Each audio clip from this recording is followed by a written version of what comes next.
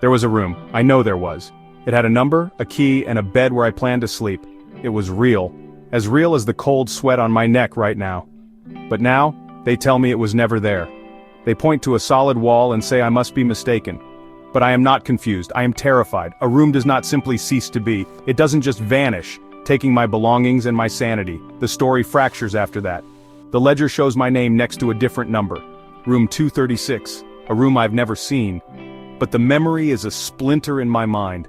I can still feel the worn carpet, smell the faint sweet scent of decay. What if the rules of reality are thin here?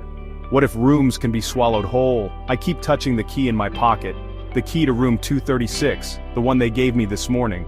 The real key is gone, just like the room it opened.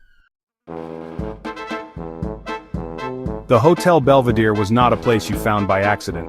It stood hunched on the outskirts of a forgotten town, a relic from a time when travelers moved slower. My car's engine was dying. I saw the sign, the Hotel Belvedere. Vacancy. It wasn't a choice, it was a surrender. The building looked tired, its brick facade stained with years of rain and neglect. The lobby was a step back in time. Dark wood, worn velvet, a stopped grandfather clock. The man at the desk watched me approach, his eyes holding a deep, unshakable weariness. I signed the guest ledger. He handed me a heavy brass key. 237, second floor, to the left. The elevator groaned as it pulled me up. The hallway was long and dim, lined with identical doors. I found my number at the very end. The door swung open into darkness. The room was just a room. At first, clean, but with the scent of lemon polish and dust. A large window looked out onto the dark forest. Heavy furniture, faded floral wallpaper peeling in one corner. I dropped my bag, sat on the bed. Everything felt solid, real. The tension in my shoulders began to ease. I took a shower. The water was scalding, the pressure strong. For a moment, I thought I heard a whisper from the other room. I turned off the water. Nothing. After I unpacked, placed my wallet and car keys on the bedside table. I pulled back the quilt, switched off the lamp, and lay in darkness. The only light came from the moon through the window. I listened to the creak of wood, the faint hum in the walls. I closed my eyes, I felt safe. I drifted into a deep, dreamless sleep. I was in room 237 and it was real, or so I thought. Sleep did not come easily. The hotel was unnervingly quiet, a heavy waiting silence. Every so often a floorboard creaked in the hallway outside my door. I told myself it was just another guest, but I hadn't seen anyone else. The silence would rush back in, thicker than before. I must have drifted off because I was woken by a noise. A soft, rhythmic tapping. Tap, tap, tap. It was coming from the wardrobe in the corner. I sat up, heart pounding. This was ridiculous. It was the pipes. The building settling, but the sound was so clear, so close. I forced myself to get out of bed, moved toward the wardrobe, hand trembling. The tapping stopped. The silence was more terrifying than the noise. I opened the wardrobe, it was empty. Just a few wire hangers. Relief, then embarrassment. I was letting this place get to me. I slid under the covers, pulling the quilt up to my chin, but the feeling of being watched lingered. The silence felt charged.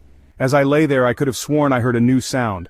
A faint, almost inaudible whisper, coming from the wall behind my head. It sounded like my name. I didn't sleep again.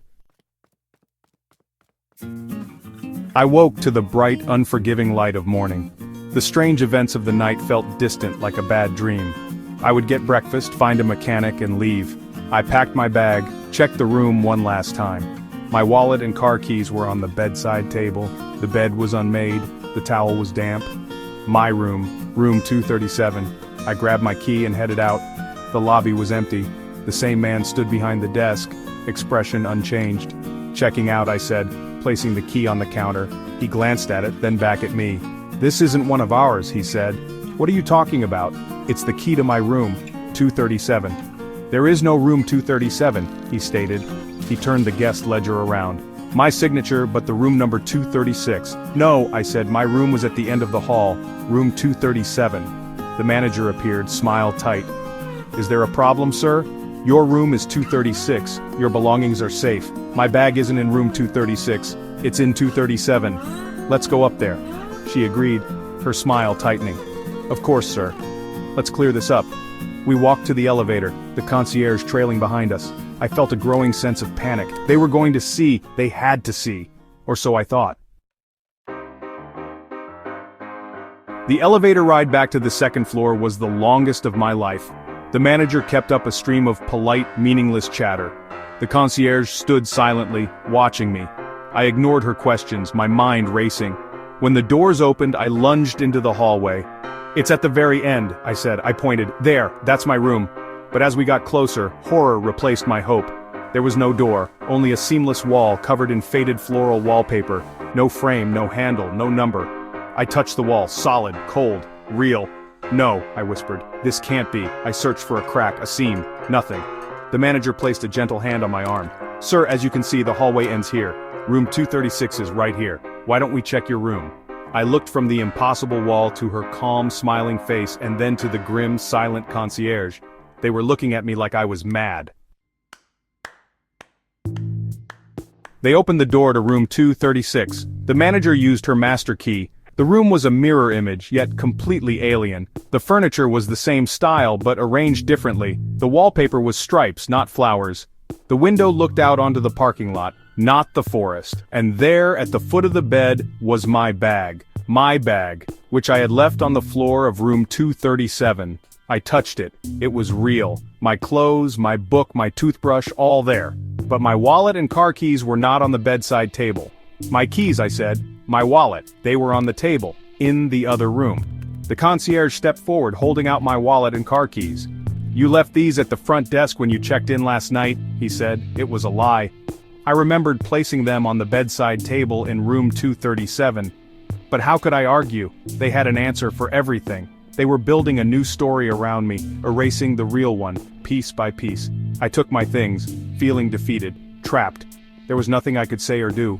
"I'm sorry," I mumbled. The manager's smile returned. "It's perfectly understandable," she said soothingly.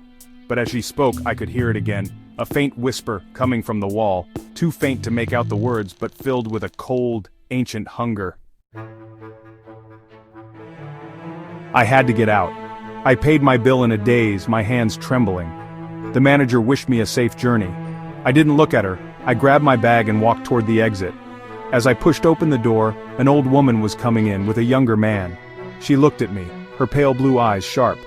"You saw it too, didn't you?" she whispered. "The room at the end of the hall. It comes and goes. It takes things." My heart leaped. I wasn't mad.